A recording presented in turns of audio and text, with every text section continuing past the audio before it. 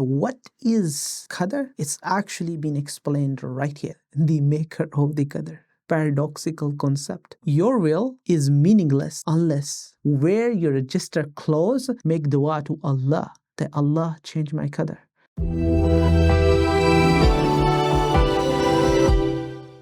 Assalamu alaikum. Welcome to Liwajhi. In this video, we will be discussing the topic of Qadar. Before I get into it, allow me to ask this question. Do we have a free will? Do we believe in free will? Actually, we do. That's why we're doing everything here and there, left and right. We actually deeply believe in the concept of free will, while we actually do not understand it. And give me 2 minutes to prove it to you why. First, do you know what is a free will means? The free will means that your actions or choices cannot be predetermined. And if they are, then that is not a free will. Secondly, you cannot have a free will because it is one of the 6 articles of faith, the Qadar. And one of the names of Allah is called Al-Qadir, which translate to or literally means the maker of the Qadar. Which means that your Qadar, your fate, your destiny is predetermined, preordained. Now, you do not ever think so that is not. The moment you say so, you will mess up the attribute of Allah, one of the articles of faith, your Iman. And those articles of faith, it's not random things. They are actually part of the Quran. They are part of the Hadith. Now, at this moment, you're probably realizing if I am destined to go Jahannam, then you also have to accept the fact that you also mess up another attribute of Allah, which is Adl and Hakim and Rahman or Rahim as well too. So how come do you actually reconcile with this paradoxical concept where if you accept it fully, which you must, then you will end up believing that if anybody do a sin, then they were destined to do it.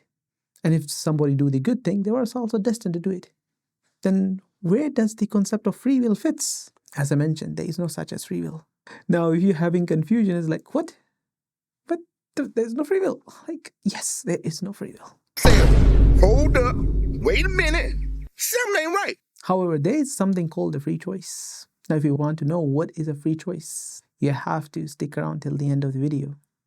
And to prove my further point, allow me to read some of the Quranic verses. In Surah Al-Insan, ayah number 30, وَمَا تَشَاءُونَ إِلَّا أَن يَشَاءَ اللَّهُ. Literally translate to, and not you will, except wills Allah.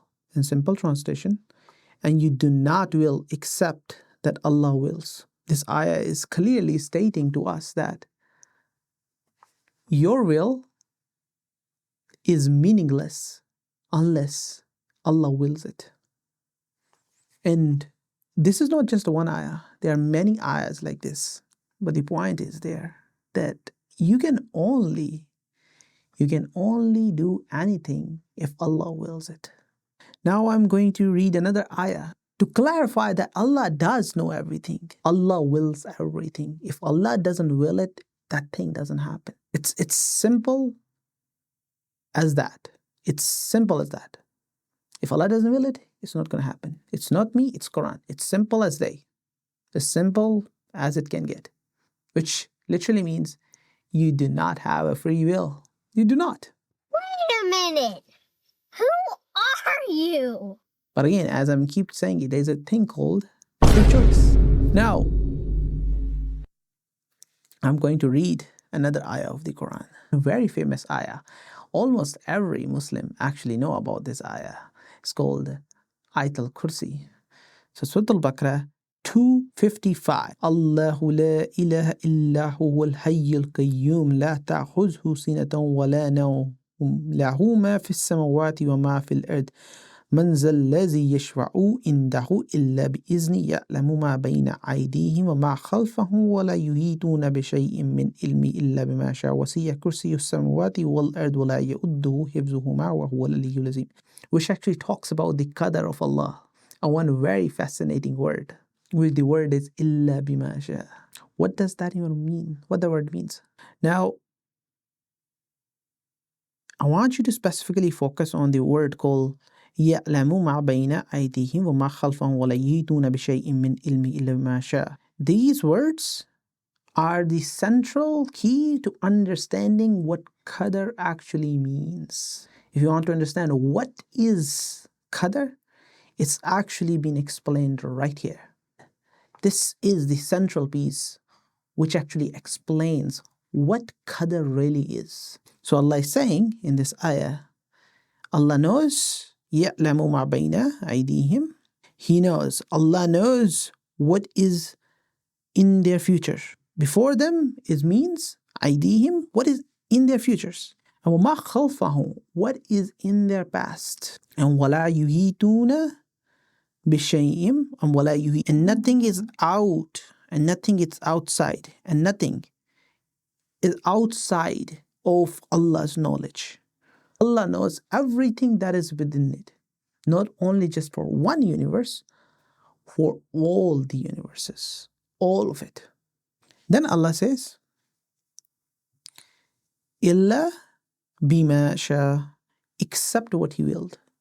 This is the key. This is the key word. إِلَّا بِمَا شَاءَ. Now let me translate in a simple word what this part of the ayah is actually trying to tell us. Allah knows your future, Allah knows your past, and Allah knows everything that is in the between it, everything. And then Allah said, except what Allah willed. Now let's just take an example.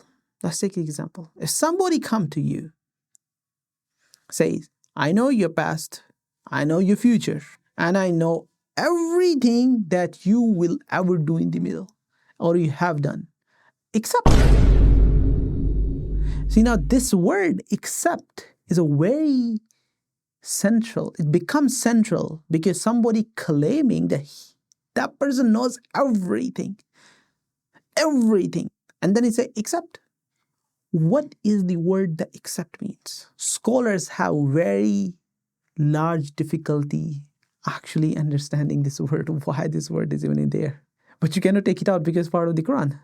It feels like redundant. Because it makes no sense. Allah is adding some exception to a rule. Allah is saying, I know everything. I know your past, present, your future. And I know even everything that is in the middle.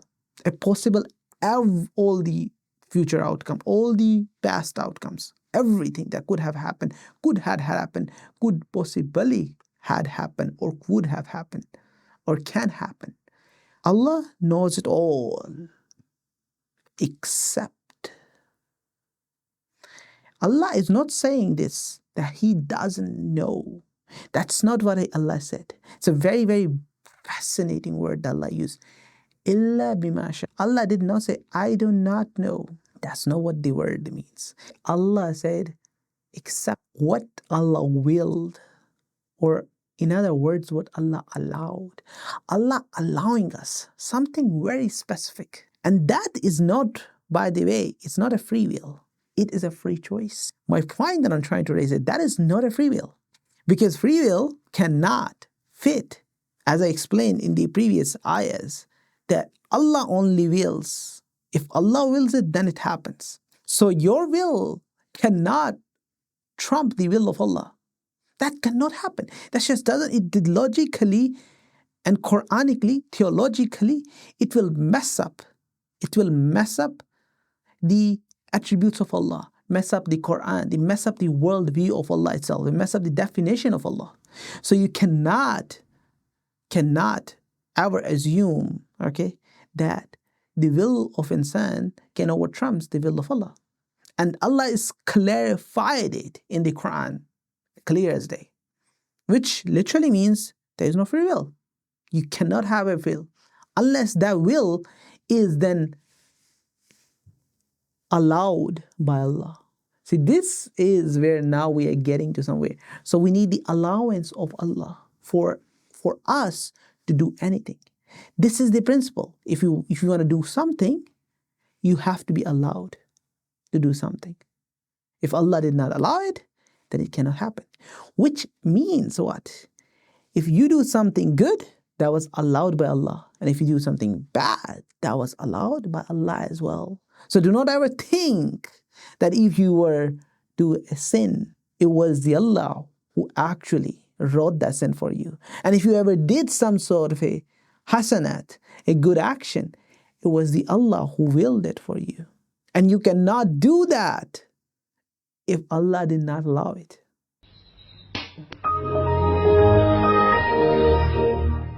Now, this is something very, very central piece here right now. Allah is allowing you to choose. Allah is allowing you to choose. And what is Allah is allowing you to choose? Allah is allowing you to choose infinities of paths. Allah did not create a one path. Allah created infinities of paths. And this is the most beautiful concept, which actually fixes all the previous traditional explanation of Qadar. We must accept that Allah did not create one Qadar. Allah created infinities of goods and bads, infinities of shades of gray, shades of goods and shades of bad, the worst of the worst Qadar and the best of the best Qadar. This is what Allah created. So you can only choose the Qadar that Allah wrote. And again, understand that Allah did not write 1 or 2 or 3 or 4 or 5 or 6, 7, 8, 9, 10, 11, 12, 13, 14, 15, 16, 17, 18, 19, 20. I can keep on going. It's not 100. It's not 1,000.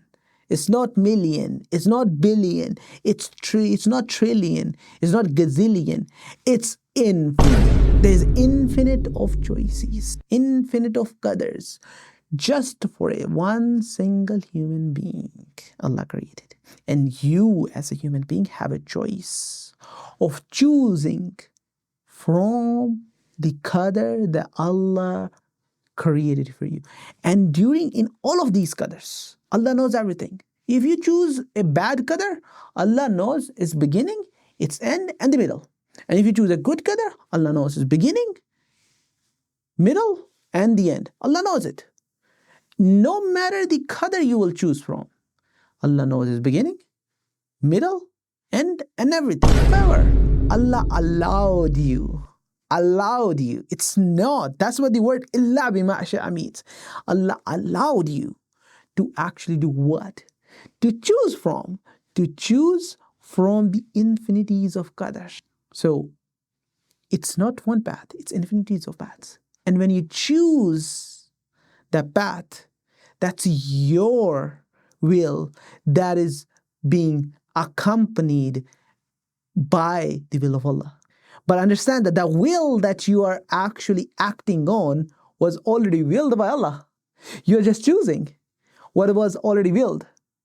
You're just acting on a thing that was already created. So it's not that you have a free will. It's a free choice. It's not a free will. It's not, because only Allah Almighty have a free will. He desire, He will as He wishes. And He created it and wished it already. And it's already written in the Loopholes Mahfuz. That's done. That thing is done. So it's nothing can happen that is out of His knowledge. There's nothing can we do that is haven't been recorded. All of the things have already been recorded. But it is within our choice, within our capacity to choose one of the paths that Allah created for us. So that is the concept of infinity of paths. Now, what is the proof? You know what the ruh is? Ruh is the command of Allah. It's literally the command of Allah, which actually allows you to move between the infinities of paths. Because it is the command of Allah. And when Allah already willed that qadar, one of the qadar that you're going to choose. And then when you do a sincere niyyah, another important word, you have to have a correct sincere niyyah. When you have a correct sincere niyyah, then what happens that Allah allow you to actually move between the infinities of paths, whichever you choose from. That is your choice. Because, and you can even call it, that is your will. But again, understand that that will was already ordained by Allah. You just acting on that will of Allah with the permission of Allah. Understand? So that will is already ordained, predestined. But now you can act on that will of Allah by the permission of Allah. And the permission is actually the ruh itself. So you need to actually literally make the niyyah and sincerely make dua to Allah that Allah change my qadar. And something inside you, a sitting thing called the ruh, will actually move you between from this one reality to another reality, which is a better qadar that you were there. For example, if I say, Allah, give me better qadar, I moved from a one reality to another reality instantaneously. If I say another again, Allah, give me better qadar, with sincerity. Allah, give me another better qadar. If I say another time, Allah, give me better qadar. Allah, give me another better qadar. Allah, give me better qadar. Allah, give me another better qadar. If you can just keep saying it, Allah will keep giving you a better qadar. And because Allah, mercy is so great, you can just keep asking, Allah will keep giving. However, when you're born, now I'm going a bit explanation of what are the implication of this model, how this model actually makes sense. Well, when you're born in a neutral path. So how do you actually become accountable? Well, you see, every time you do a bad action, you actually start to move towards a bad path. But when you were born at a completely neutral. In the Quran, Allah mentioned the people of the right and people of the left. And that's exactly how your qadar is. From all the right side is good qadar, and from the left side it's all the bad qadar. And the shades of goods and bads. The question is, and on the day of judgment, you will be judged based on where your register close in relative position to from the center. If you were, for example, got to 70, a good side on the right side, then your ajr, reward, on the day of judgment, your Jannah level will be 70. And if you on the day of judgment, you land on, like, for example, 30, that your punishment would be actually on the level of what? 30. So your punishment would be also on the level of 30. Because you went from the neutral to bad qadar. You did not just went from like instantaneous to 30, you actually did bad actions. So when if you disrespect somebody, that's like, okay, bad action.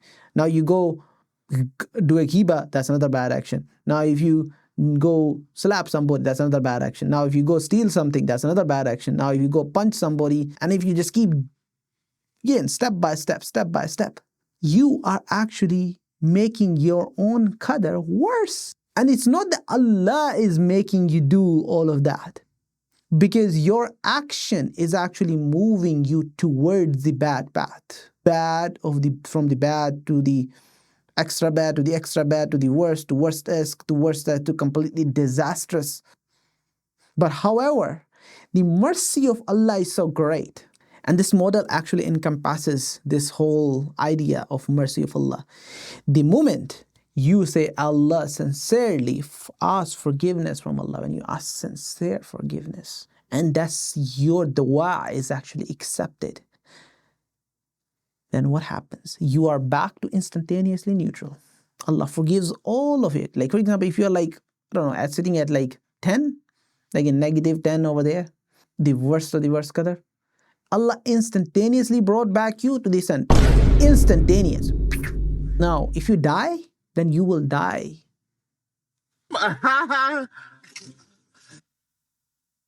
almost sinless. However, you still have to account for the sins that you did against the human beings particularly. Now I'm going to give you the evidence, as scientific evidence.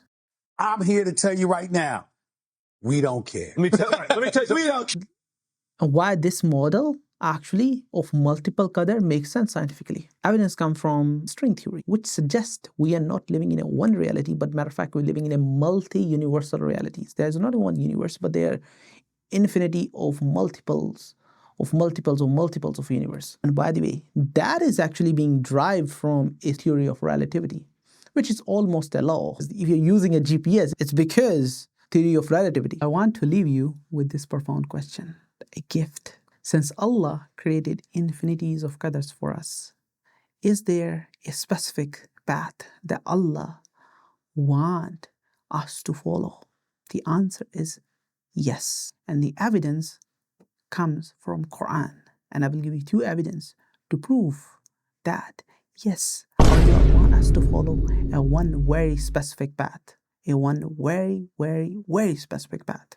When you are doing your salat, yuqimu salat, and you are reciting Surah Al-Fatiha, there is a phrase or verse you recite, Ihdina sirat al-mustaqim, which means Allah help us to walk on sirat al-mustaqim, or Allah guide us towards a straight path. What does it even mean? Since I explained earlier to you, there are the good qadars and bad qadars. Why would Allah even want us to follow just a one qadar without deviation? No. It means that Allah wants us to follow a one very specific qadar. A qadar that Allah created for us. This is what Allah is trying to tell us in Surah Al-Fatiha. Once you locate that purpose in your life, that specific qadar, you should not deviate from it. You're making a dua. Surah Al-Fatiha is a dua, a praising to Allah and a dua. That's why in the closing we say, Ameen, because we're making the dua to Allah. Allah, help us to keep walking on the straight path without any deviation. That's what Ihdina Sirat al-Mustaqim. And the second evidence comes from that there is a people of the right, Ashabul Maymana, and the people of the left, Ashabul Mash'ama. In the next ayah, Allah mentioned, وَالسَّابِقُونَ السَّابِقُونَ, people who are ahead in ahead. What does it even mean? Scholars have agreed that this category of Sabiqun wa Sabiqun is the category of the best people. So it becomes a question, why aren't they part of the Ashabul Maymana? Logically, they should be, but they are not part of the Ashabul Maymana. They are not the normal category of good. So that is the indication that these people are not just the ordinary people. They actually were not just following a good qadar. They actually following a one very specific qadar, and they follow it without any deviation. That's what Ihdina Sirat al-Mustaqim. That's called the prime qadar, your specific purpose in life. And if you want to know how you can locate it and find it, here is the video. And if you can't find it, well, you can always look at my YouTube channel and search how to find your specific purpose in life by Liwajhi. Assalamu alaikum.